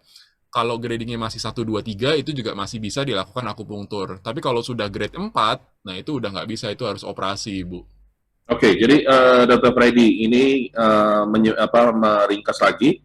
Jadi umur Oma ini 75 tahun, udah ganti di cervical 2 titik, lalu ada problem ligamen mengeras, kira-kira dapat nggak di akupunktur? Kalau untuk ligamen mengerasnya bisa. Oh, ligamen mengerasnya masih dapat. Bisa. Tapi kalau misalnya saraf yang terjepitnya, nah itu perlu dilihat dari hasil MRI-nya itu, Ibu Ira. Oke, berarti kalau misalnya datang ke dokter, harus bawa hasil MRI dulu ya? Ya, jadi yang pemeriksaan apapun yang sudah dilakukan, MRI, laboratorium, apalagi lah segala macam, CT scan misalnya, silahkan dibawa. Dibawa untuk dapat diketahui ya, lebih lanjut Ya. gitu ya. Mm-mm. Oke, baik. Semoga nanti Ibu Ira sudah cukup memuaskan jawabannya dari dokter. Kalau belum, silakan nanti ditanyakan langsung. Daripada ditulis, boleh juga kalau Bu tampilkan video langsung tanya langsung. Nah, ada pertanyaan berikutnya dari Ibu Sri. Ya, kalau bicara akupuntur, titik apa yang dokter gunakan untuk nyeri lutut, dok? Oke, titiknya sebenarnya ada banyak ya, Ibu Sri ya. Tapi kalau misalnya titik yang lokalnya gitu ya, titik yang lokalnya kita menggunakan 3 titik di sekitar lutut kita gitu. Jadi kalau misalnya lutut kita itu ditekuk itu, nanti pada saat pengerjaan itu posisi pasiennya dibikin terlentang gitu ya, berbaring terlentang. Nah, terus lututnya agak sedikit ditekuk. Nggak ditekuk maksimal, tapi sedikit lah, sedikit ditekuk gitu ya. Nah, itu nanti akan ada 2 cekungan tuh di bagian bawah daripada lutut kita. Nah, itu kita tusukkan tuh, 1, 2 gitu ya. Kalau misalnya mau dibilang namanya itu adalah Neisien dan Waisien gitu ya. Itu namanya. Nah, ada lagi yang di bagian atasnya tempurung lutut kita. Heting. Gitu. Kalau Itu kalau mau heting. ditanya namanya heting. Gitu, namanya heting. Jadi itu Waisien, Neisien gitu, habis itu heting. Itu 3 titik. Jadi bentuknya itu kalau misalnya kita membayangkan jam dinding, itu di jam 12, jam 5, jam 7. Jam Oke 12. dok, makasih. Oke, Gitu. ya. Bisa tambah nggak Pak pertanyaannya? Silakan. Itu bisa ditambah moksa nggak dok? Moksa bisa, Bu. Jadi kalau misalnya secara klasiknya ya, secara klasiknya kalau misalnya nyeri pada lutut atau radang sendi lutut, osteoartritis lutut, itu kan penyakit dingin ya, Bu ya. Penyakit Ya, ya dingin. betul. Nah, karena Ya, penyakit dingin itu bisa diberikan moksa yang menghangatkan gitu ya, membuat menjadi tidak dingin lagi, itu juga bagus. Gitu. Jadi kalau misalnya memang mau diberikan moksa, moksa cerutu kayak, moksa batang kayak, atau moksa kerucut kayak, itu boleh. Nggak masalah. ya. Elektro juga bisa ya dok? Elektro juga bisa sekali, Bu. Ya. Mau tanam Makasih benang, dok. modalitasnya tanam benang itu juga bisa sekali. Atau misalnya akupunktur atau laser itu juga bisa. Iya, iya. Makasih dok. Sama-sama, Ibu. Kalau saya bandingin titik 1257 itu kayak lambang itu ya, peace ya, perdamaian ya. Kalau di garis ya. Ya. Oke, ini ada pertanyaan dari Ibu Justina dari YouTube. Kalau sudah operasi karena OA, apa masih bisa diakupuntur?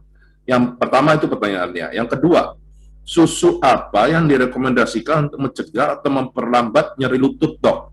Yang minum diminum sebelum mengalami menopause. Nah, kira-kira susu apa yang direkomendasikan?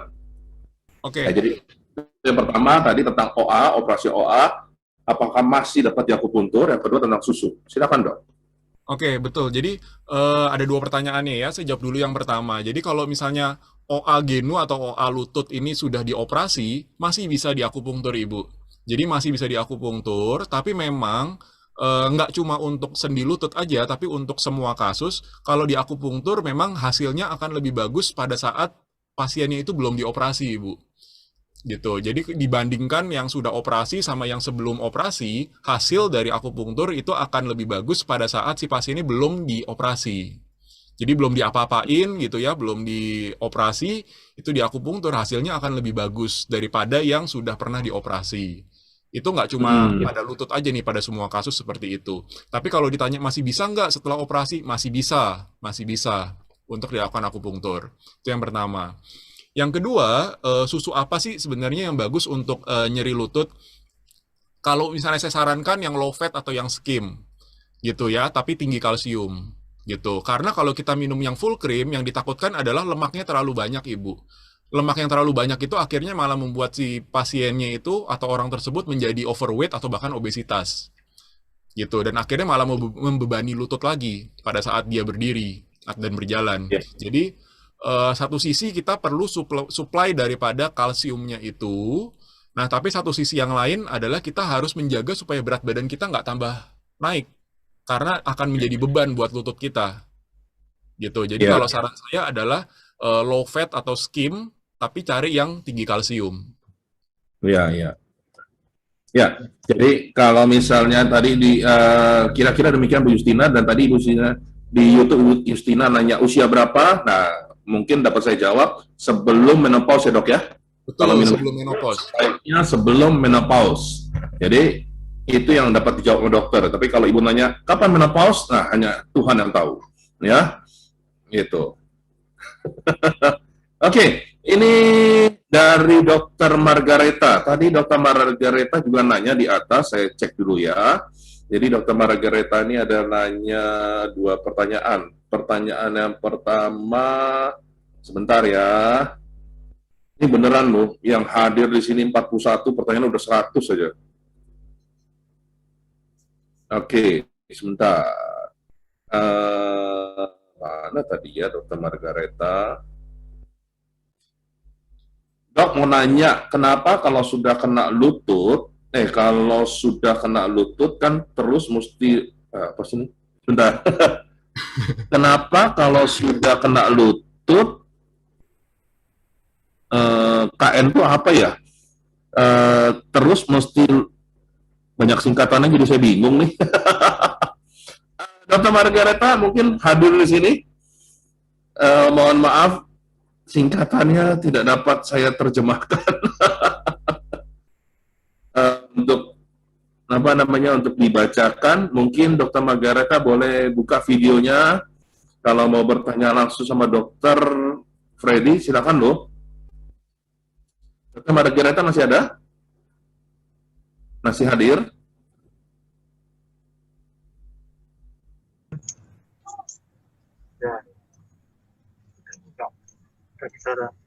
Halo, Ya, halo, silakan.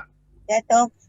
Maksudnya kalau sudah kena lututnya kanan, biasanya sebentar lagi lututnya kiri ikut sakit.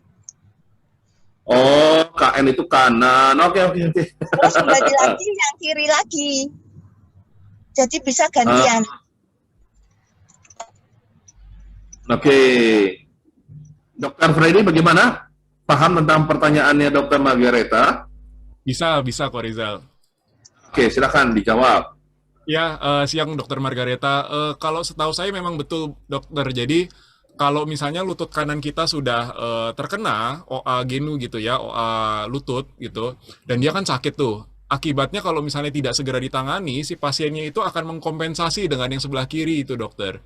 Jadi dia akan lebih banyak, beban itu akan lebih banyak ditopang oleh lutut yang sebelah kiri. Itu secara alami pasien-pasien itu akan seperti itu supaya dia melindungi lutut yang sebelah kanan, karena kalau dia bertopang di lutut sebelah kanan dia akan terasa sakit.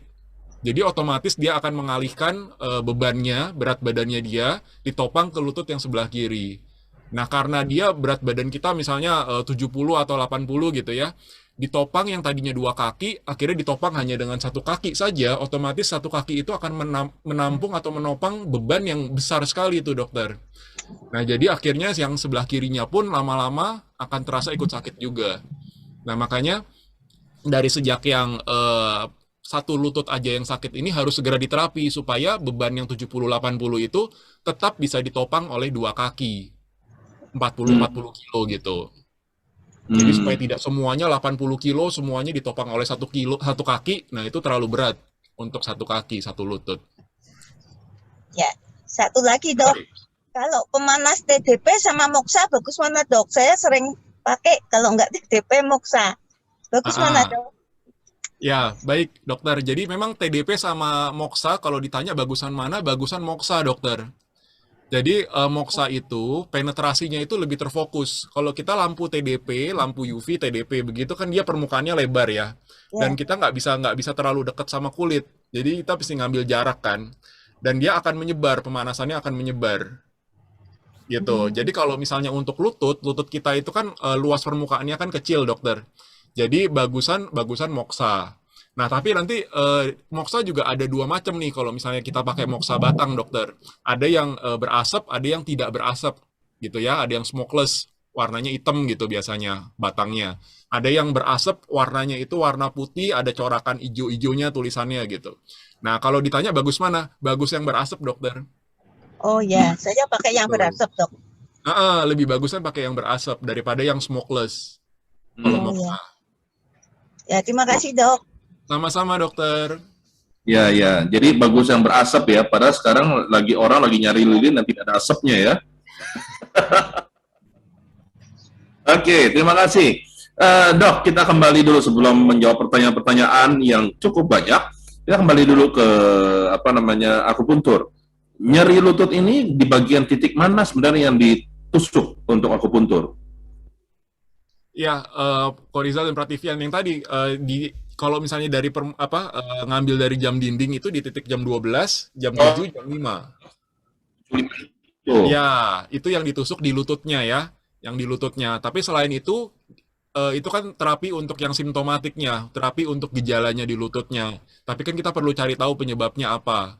Misalnya dia ada overweight atau obesitas, nah itu juga mesti diturunin. Jadi selain titik-titik yang di lutut tadi itu juga ada titik-titik lain di tempat lain di badan kita. Tapi kalau misalnya kita bicara tentang lututnya, yang ditusuk adalah di jam itu, di jam 12-nya, jam 5, jam 7. Artinya penusukannya tepat di depan tempurung lutut itu? Di sekitar. Jadi tempurung lutut tuh anggapnya di tengahnya itu. Oh. Jadi tempurung lututnya di tengah, kita tusuknya di jam 12-nya, jam 7-nya, jam 5-nya. Oke, itu berapa lama biasanya treatment untuk akupuntur lutut ini? Kalau sebagian besar setengah jam per sesi, sebagian besar ya, tapi ada sebagian kecil yang saya perlu 1 jam. Gitu. Oh, Itu untuk yang kasusnya lebih berat-berat itu saya biasanya 1 jam. Tapi kalau misalnya kasusnya biasa-biasa, biasanya setengah jam aja sudah cukup satu sesinya. oke. Lalu berapa kali pengulangan sesi ini? Nah, itu kalau misalnya dari satu kali sesi, satu kali terapi itu sudah mulai ada rasanya tuh, udah mulai ada efeknya. Ada yang efeknya baru sedikit, mungkin 30% itu ada. Tapi ada juga yang efeknya langsung banyak, sampai 80% di sesi pertama, itu langsung 80% itu juga ada. Gitu, jadi itu bervariasi. Nah, terus kalau misalnya sampai sembuh benar-benar, mesti berapa sesi, itu tergantung tingkat keparahannya. Kalau misalnya tingkat keparahannya baru ringan, grade 1 gitu ya, kalau tadi dari hasil ronsen itu grade 1, terus abis itu penyakitnya baru terjadi, belum lama, nah itu mungkin 3, 4, 5 kali selesai. Hmm, Gitu. Oke, yang disebut selesai hasil yang seperti apa nih, Dokter Freddy? Kalau orang datang ya kan tadi grade 1 sampai 3 kan yang dapat di akupuntur ya. Nah, Betul. kalau misalnya 5 kali hadir ini minimal seperti apa yang terjadi atau maksimal hasilnya seperti apa? Yang kita capai adalah balik lagi ke grade 0 kok Rizal. Jadi sembuh total, nggak ada OA lagi. Oh, bisa dapat sembuh total ya? Bisa sampai sembuh total. Gitu. Nah, tapi Oh, kalau misalnya dia derajatnya udah lebih berat, grade 3 katakanlah, grade 3, nah terus dia kejadiannya sudah lama, bertahun-tahun, tidak diobati gitu. Nah, itu mungkin sampai 10 sesi mungkin kok Rizal. oke. Ya, baik. Saya melanjut ke pertanyaan ya. Ada pertanyaan dari Ibu Pipit lagi. Kalau minum vitamin C itu berpengaruh nggak sih, Dok, sama lutut? Vitamin C berpengaruh tapi tidak secara langsung Ibu Pipit. Jadi vitamin C itu kan kita tahu sebagai antioksidan ya Ibu Pipit ya. Oke. Antioksidan itu adalah anti radikal bebas gitu. Jadi anti radikal bebas. Jadi radikal bebas itu sebenarnya bukan suatu yang jelek, Ibu Pipit. Jadi radikal bebas itu suatu yang baik asal dalam jumlah yang cukup. Jadi radikal bebas itu punya manfaatnya untuk daya tahan tubuh kita, untuk kematian sel yang normal, yang alamiah itu juga butuh radikal bebas. Tapi kalau radikal bebas yang terlalu banyak, dia akhirnya merusak sel-sel yang lain. Sel-sel yang normal pun akan dirusak oleh radikal bebas itu. Makanya vitamin C itu sebagai antioksidan, anti dari radikal bebas itu dia menetralkan si radikal bebas yang terlalu banyak gitu. Mhm. Nah, jadi supaya si sel-sel yang ada di dalam lutut kita, tulang keras maupun tulang rawan, itu tidak rusak. Kalau dia masih bagus, masih belum waktunya mati, dia tidak mati gitu loh. Mhm. Kecuali kalau misalnya memang sudah rusak, sudah terlalu tua, sudah waktunya mati, ya mati wajar gitu kan, kematian sel yang normal gitu. Nah, tapi kalau misalnya dia masih bagus, belum saatnya mati, nah itu dijaga supaya tidak mati oleh dengan vitamin C. Tapi vitamin C itu efeknya tidak langsung. Hmm. Oke, jadi sebaiknya kira-kira kalau minum vitamin C masih dapat nggak? Kalau misalnya untuk pencegahan, Ibu Pipit nggak perlu. Karena dari kalau misalnya untuk pencegahan Oke. asal Ibu Pipitnya makan cukup gitu ya, makan yang bergizi gitu, vitamin C didapat dari makanan cukup. Karena vitamin C dosisnya untuk orang dewasa normal 1 hari itu nggak nyampe 100 kok. Nggak nyampe 100 mili gitu. Jadi kalau yang ada di pasaran ada yang sampai 1000 mili itu sangat over gitu, sangat terlalu banyak gitu. Kalau misalnya untuk orang dewasa yang normal nih. Kecuali kalau lagi sakit ya kita beda cerita. Tapi kalau misalnya lagi normal, lagi sehat-sehat aja, itu sebenarnya nggak perlu minum vitamin C dosis tinggi apalagi nggak perlu. Kalau memang untuk menjaga saja, untuk menjaga ya mungkin seminggu sekali masih boleh. Itu pun juga dosisnya jangan terlalu tinggi, mungkin yang 250 itu cukup. Oke, gitu ya. Gitu. Baik, baik, baik. Oke, terima kasih. Sebentar. Eh, oke, ini ada pertanyaan dari Pak Justinus Christian. Kalau sudah divonis osteoporosis, apakah masih dapat diterapi? Apakah hanya akan meringankan atau menyembuhkan? Terima kasih, Dok. Ya, sebenarnya perlu diperjelas dulu nih osteoporosisnya di mana nih Pak Justinus? Di bagian tubuh yang mana, osteoporosis tulang yang mana, gitu. Kalau Eh, misalnya Mungkin kalau Pak Justinus masih ada di sini, silakan Pak Justinus langsung dapat berinteraksi dengan dokter. Lanjutin, Dok. ya, jadi kalau misalnya dia tulang-tulang yang besar-besar gitu ya, yang ada di dalam tengah-tengah tubuh kita gitu ya. Nah, itu perdarahannya kan masih bagus ya di daerah sana gitu. Jadi kalau misalnya dilakukan akupunktur itu masih bisa gitu. Nah, tapi kalau ternyata osteoporosisnya mengenai tulang-tulang yang kecil yang di pinggir-pinggiran, misalnya tulang-tulang jari, jari tangan kita, jari kaki kita. Nah, itu balik lagi tergantung dari keadaan pembuluh darahnya. Misalnya si Pak Justinus ini ada diabetes, ada kolesterol tinggi, di mana pembuluh darahnya itu nggak lancar. Atau misalnya Pak Justinus ada darah kental gitu, misalnya dari cek darah, darahnya kental gitu, pembuluh darahnya nggak lancar gitu. Nah, itu harus dibenerin dulu pembuluh darahnya, Pak Justinus. Sebelum osteoporosisnya yang di daerah pinggir-pinggiran tubuh itu bisa diperbaiki. Hmm. Tuh. Nah, kalau misalnya di bagian tengah tubuh kan pembuluh darahnya kan pasti masih banyak sekali ya. Misalnya tulang belakang kita, osteoporosis di tulang belakang gitu, di tulang panggul, osteoporosis tulang panggul, itu pembuluh darahnya relatif masih baik. Jadi dilakukan akupunktur itu masih bisa. Jadi Ya, tergantung lokasinya. iya. Mudah-mudahan Pak Justinus lebih jelas ya. Lalu ada pertanyaan dari Ibu Dewi Irianti. Kalau sudah ada kelainan bentuk tulang lutut, bisakah diterapi dengan akupuntur? Atau ada terapi medis lainnya, Dok? Nah, silakan. Nah, kalau ini terus terang agak susah nih, Ibu nih. Kalau di akupunktur, karena akupunktur itu memperbaiki fungsi normalnya gitu, Bu. Jadi kalau misalnya sudah ada kelainan, misalnya sudah pernah dioperasi, nah terus ada tanda kutip lah ya, kesalahan pada saat dilakukan operasi sehingga bentuknya ada kelainan, nah itu terus terang agak susah dengan akupunktur. Seperti itu. Kecuali kalau misalnya kelainannya itu masih normal, tanda kutip ya, kelainan itu masih normal, nah itu masih bisa dilakukan akupunktur. Hmm. Jadi kalau kayak begini berarti sebenarnya kesimpulannya kalau datang ke Dr. Freddy untuk akupuntur, terutama untuk nyeri lutut, kira-kira apa aja yang dapat dibawa untuk menjadi data pemeriksaannya, Dok?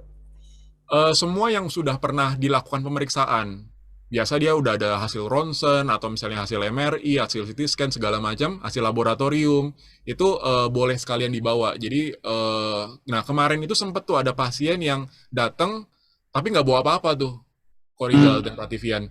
Nah akhirnya kan ya udah mau nggak mau saya periksa kan, periksa manual gitu kan, nggak pakai lab, nggak pakai radiologi gitu.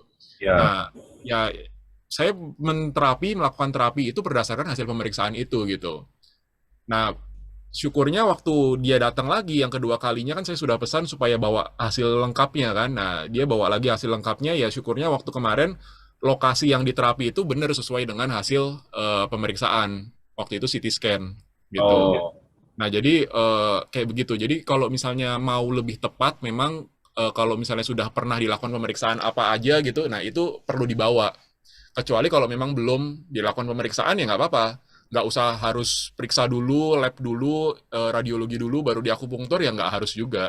Cuma kalau memang udah ada ya lebih bagus dibawa. Ya. Tadi dokter masih ingat ya yang wanita usia 45 tahun atas nama Delo Ministry, ya, yang tadi dokter terangin. Nah, dia dikatakan bahwa saya pasien hipopara. Jadi tubuh saya nggak bisa mengolah dan mengaktifkan kalsium. Saya nggak punya paratiroid. Nah, jadi gimana tuh dok untuk memelihara kesehatan nyeri lutut? Lalu juga ada pertanyaan dari Ibu Yuli, bagaimana maintenance untuk lutut ini sebenarnya sehari-hari? Iya, jadi ibu memang hipoparatiroid itu berarti ya. Jadi kelenjar paratiroid kita ada di leher, itu di dekatnya kelenjar tiroid kita, itu fungsinya paratiroid itu untuk mengolah kalsium gitu memang. Nah, tapi memang kalau misalnya tidak bisa memproduksi kalsium sama sekali ya, berarti ya tidak bisa memproduksi kalsium sama sekali, memang kita ketergantungan dari suplemen kalsium dari luar. Gitu ya, ibu, suplemen kalsium dari luar. Dilakukan akupunktur untuk nyeri lututnya masih bisa. Tapi bukan berarti bisa menyetop suplemen kalsium dari luar, itu nggak bisa akupunkturnya. Jadi akupunktur ini nanti untuk nyeri lututnya, bukan untuk menghilangkan ketergantungan dari suplemen kalsiumnya, itu nggak bisa. Kalau memang terjadinya hipoparatiroid, jadi paratiroidnya tidak bisa memproduksi sama sekali kalsiumnya. Jadi ya itu, jadi untuk nyeri lututnya tapi tidak bisa menggantikan suplemen kalsium yang dari luar. Oke. Lalu untuk maintenance tadi, Ibu Yuli bertanya, bagaimana cara maintenance untuk suplemen nyeri lutut? Yang itu, jadi pertama tadi yang penyebab-penyebabnya tadi itu yang sudah ditampilkan di slide itu harus dihindari semua tuh, Ibu. Jadi jangan sampai overweight, jangan sampai obesitas, jangan sampai melakukan gerakan yang repetisi dan repetisi itu berulang ya. Jadi jangan melakukan gerakan-gerakan yang berulang terus. Nah, terus juga jangan sampai lututnya cedera. Kalau misalnya sudah terasa sakit, sudah terasa nggak enak, jangan dipaksa lagi gitu. Ya. Jadi itu paradigma yang terbalik selama ini. Jadi kalau misalnya ada orang yang bilang, "Oh, lututnya sakit." Oh, itu kaku tuh, digerakin aja, dibuat naik turun tangga. Jangan, itu malah makin sakit nanti, malah makin rusak. Gitu. Jadi kalau misalnya udah sakit, jangan dipaksa. Kalau misalnya terpaksa memang naik turun tangga, pakailah alat bantu pelindung lutut itu tadi. Gitu. Itu pencegahannya seperti itu. Nah, kalau misalnya mau diakupunktur, pertama akupunktur masih bisa untuk menghilangkan rasa nyerinya itu.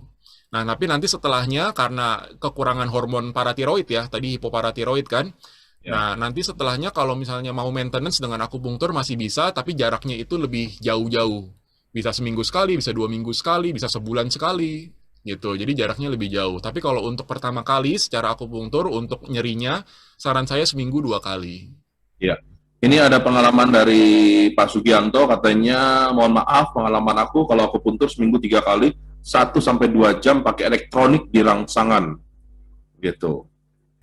Iya, Sampai 1-2 jam ya? Wow, lama juga ya? Iya, itu biasanya lebih berat itu, derajatnya lebih berat. Oh, ya. Oke, apalagi ya? Saya lihat dulu ya, pertanyaan apa yang masih belum, yang mungkin terlewatkan. Jadi tadi usia minum susu, pokoknya sebelum itu ya. Lalu, ya, ini ada pertanyaan dari YouTube, tapi tidak disebutkan namanya siapa. Saya ada kasus usia 40 tahun laki-laki mengeluhkan nyeri lutut. Saat difoto, kondisi lutut normal, aktivitas sehari-hari kantoran. Kira-kira problem penyeri lututnya apa, Dok? Nah, itu kemungkinan besar itu belum osteoartritis tuh, Bapak atau Ibu ini ya dari YouTube ya. Ya. Itu belum osteoartritis, kemungkinan baru yang namanya rheumatoid arthritis. Gitu. Jadi baru radang sendi tapi baru tahap awal nih. Baru tahap awal. Nah, itu bagus sekali kalau memang diterapi itu hasilnya bagus sekali. Itu baru tahap awal sekali itu. Belum sampai terjadi penyempitan sendi segala macam, itu muncul bintik-bintik, bisul-bisul tadi di tulangnya gitu, belum ada semua. Jadi itu baru tahap awal sekali daripada nyeri sendi. Jadi sebaiknya justru malah kayak seperti itu malah lebih bagus di akupuntur ya? Iya, betul. Itu tahap awal sekali itu. Ya. Nah, ini kebetulan hampir sama nih, tapi ini seorang wanita umur 37 tahun, produktif. Jadi mau bertanya nih, Dok, kalau kondisi berdiri 1 jam dalam transportasi umum, ya, otot kaki, lutut terasa nyeri. Nah, itu kenapa, Dok? Apakah sama dengan peristiwa yang tadi juga? Sebenarnya bisa sama, bisa beda nih, Ibu nih. Jadi kalau misalnya sering berdiri di kendaraan umum 1 jam gitu ya, saran saya digerakin, Bu. Jadi mungkin gerak-gerakin lutut. Nggak usah jalan, tapi gerakin di tempat aja. Digerakin aja gimana maksudnya? Ditekuk-tekuk gitu? Ya, ditekuk-tekuk. Kalau nggak misalnya geser-geser kanan-kiri gitu. Di berat badannya jadi akhirnya pindah-pindah gitu loh. Oh. Gitu. Jadi jangan berdiri diem aja terus kayak begitu. Itu bisa mengakibatkan terjadi kerusakan di sana karena darahnya nggak lancar. Berarti ini juga berlaku ketika orang-orang mungkin nunggu di halte, nunggu di tempat busway dan sebagainya, kan kadang-kadang banyak orang yang suka berdiri tuh. Bisa itu sebaiknya digerak-gerakin ya kiri kanannya ya. Betul, sambil digerak-gerakin kiri kanan. Orang upacara juga begitu, Korizal dan Prativian. Orang upacara juga bisa 1 jam atau lebih gitu kan, berdiri terus begitu. Nah, itu sarannya digerakin. Gitu. Manfaatnya banyak sebenarnya kalau digerakin itu, Ibu dan Korizal. Jadi kalau misalnya digerakin itu untuk aliran darah jadi lebih lancar karena pada saat digerakin itu terjadi peremasan pembuluh darah oleh otot kita. Jadi pembuluh darah balik vena kita itu kan dia nggak punya otot tuh, nggak punya dinding ototnya. Jadi dia diremas oleh otot kita supaya si pembuluh darah vena kita itu mengalirkan darah balik ke jantung itu lebih cepat. Jadi kalau misalnya menggerak-gerakan kaki, menggerak-gerakan badan daripada diem terus begitu, efeknya nggak cuma sekedar buat di lutut, tapi untuk semua. Nggak cuma di lutut, tapi untuk seluruh badan kita. Oke. Saya ikut omong dong, Rizal. Silakan. Ingat gak film Cowboy? kalau film koboi lagi di bar, dia mau berdiri lama, kaki yang satu akan diangkat sedikit, ada kayak besinya di dekat mejanya. Nah itu juga yang dipakai untuk di kesehatan kerja kalau memang buat ke karyawan kita. Jadi karena saya masternya dari kesehatan kerja, jadi itu ergonomik buat berdiri yang lama. Jadi kita bisa tetap di satu tempat yang berdiri, tapi angkat satu kaki, nanti kakinya itu setinggi yang ada seperti jongkok gitu boleh, ya kan? Jongkok gitu, kursi kecil gitu kan, atau jingklik gitu kan, berdiri. Nanti gantian, kalau udah rada lama ganti lagi kakinya yang satu diangkat. Nah itu cara koboi. Sering-sering ke bar.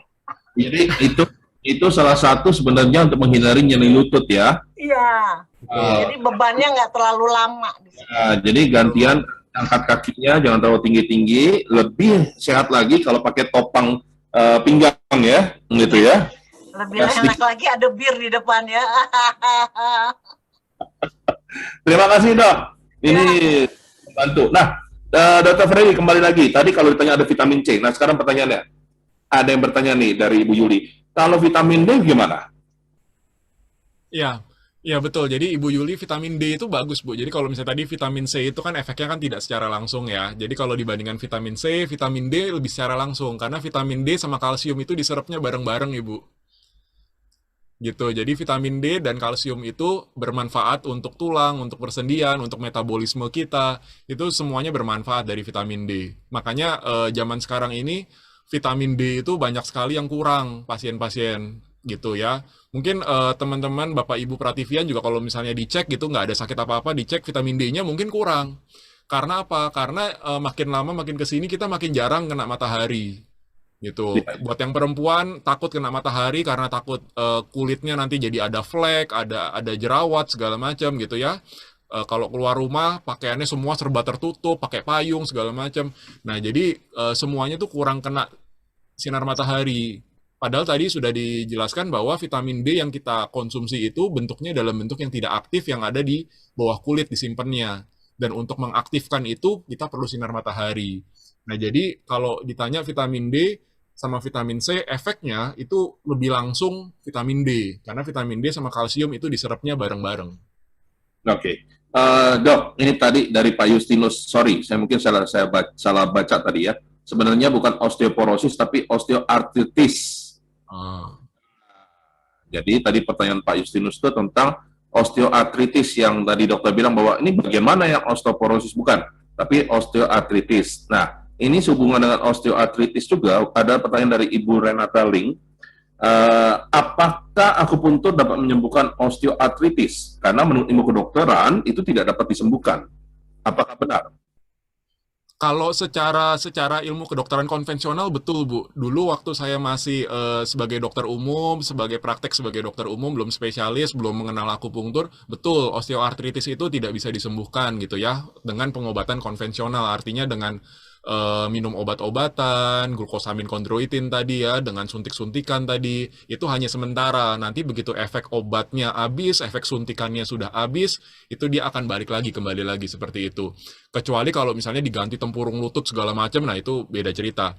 Nah, memang paradigma pengobatan kedokteran konvensional itu seperti itu betul sekali, Bu.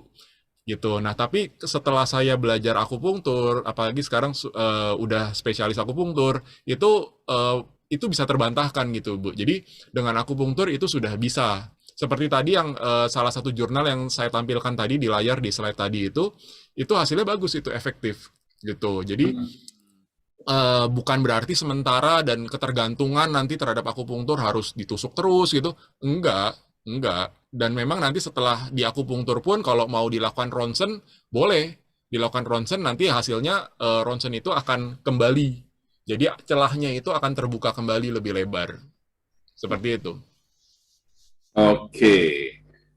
Ya, Prativian, tidak terasa ternyata waktu 1,5 jam sudah terlampaui 3 menit. Wow, nggak terasa ya kita bicara nyeri lutut. sambil ngomong, saya pegangin lutut saya, yang tiba-tiba tidak nyeri jadi nyeri gitu kan, dan Anda terus bertanya, dan tidak terasa tiba-tiba waktu terlewati begitu saja. Dokter, saya yakin masih banyak yang ingin ditanyakan dan sebagainya, tapi mungkin sebagai kata-kata akhir yang dapat ingin disampaikan sama Dr. Freddy, kira-kira dalam hal ini apa ini? Oke, jadi Bapak Ibu Prativian semua, bagi yang menderita sakit lutut, nyeri lutut, lututnya bunyi-bunyi, krak-krek gitu ya, dan takut apakah harus diganti oleh tempurung lutut, nah boleh dicoba terapi akupunktur untuk nyeri lutut atau osteoartritis genu, osteoartritis lutut. Hasilnya cukup bagus semuanya, dan kalau misalnya kan tadi banyak pertanyaan juga dikatakan oleh Ko Rizal, kalau memang masih banyak pertanyaan yang masih belum terjawab, bisa diketik di komen di YouTube, itu juga nanti kita akan bales, atau di Instagram saya, itu juga bisa nanti saya bales, atau di WA saya juga nanti boleh, nanti saya jawab juga di WA saya. Begitu. Nah, terus kalau Bapak Ibu juga punya usulan untuk topik apa yang mau kita bahas di sesi-sesi berikutnya, boleh juga diberi masukan ke kita. Jadi kita bisa menjawab apa sih yang dibutuhkan oleh Bapak Ibu Prativian semuanya. Demikian, Ko Rizal. Baik, Boy, tolong ditampilkan tampilan akhir di mana Dr. Freddy praktek dan sebagainya, Boy, supaya para Prativian lihat dan dapat catat ya, kira-kira ketika mereka ingin bertemu, ingin konsultasi, ingin akupuntur. Nah, ini Boy nanti tolong di capture aja untuk ditampilkan terus ya.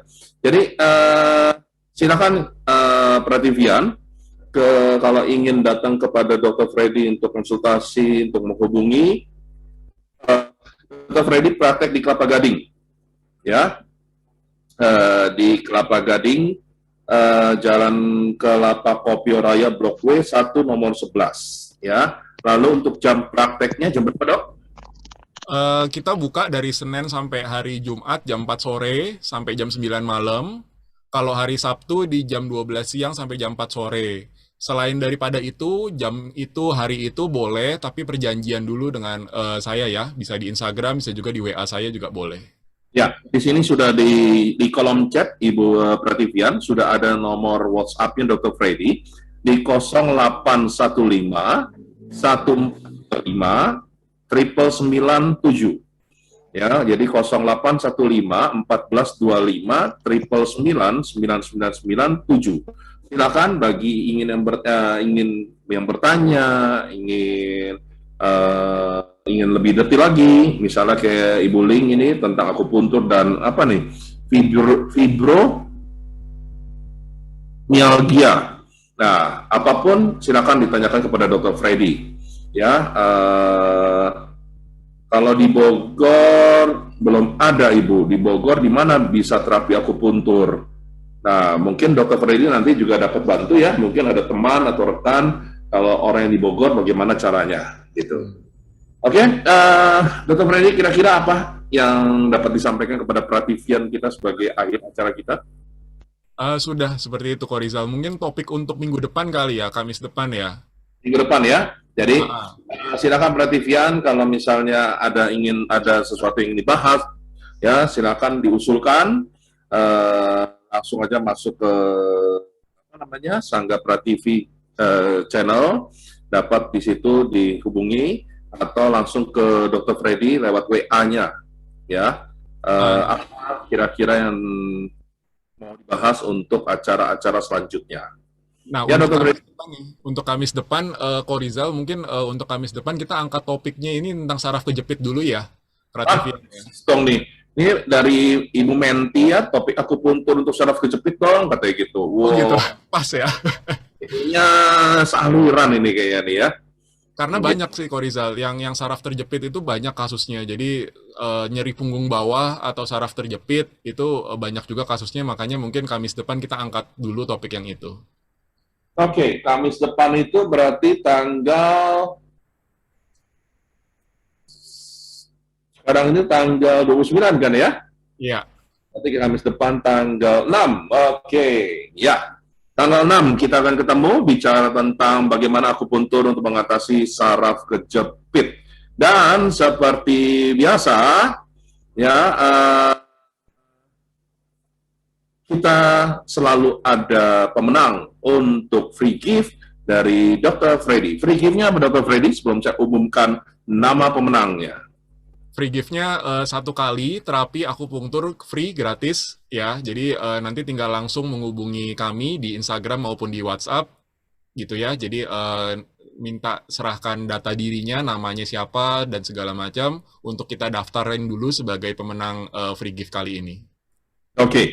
Jadi silakan free gift-nya 1 kali untuk treatment akupuntur gratis. 1 kali. Kalau mau berkali-kali gratis boleh, tapi datang saja ya. Datang berkunjung ke rumah Dr. Freddy boleh ya, itu gratis. Tapi kalau untuk akupunturnya 1 kali saja. Dan pemenangnya, para Prativian, pemenang siang hari ini dalam acara Freddy's Journal jatuh pada Ibu Ibu Ira Andreas. Selamat untuk Ibu Ira Andreas. Anda menjadi pemenang siang hari ini. Silakan menghubungi Dr. Freddy ya. Ibu boleh datang untuk konsultasi atau sekaligus memeriksakan diri. Silakan saja diatur waktunya ya. Dan bagi Prativian yang hadir di Zoom siang hari ini, terima kasih untuk kehadirannya, untuk partisipasinya. Dan jangan lupa setiap hari Kamis kita akan belajar sehat bersama Dr. Freddy dalam acara Freddy's Journal.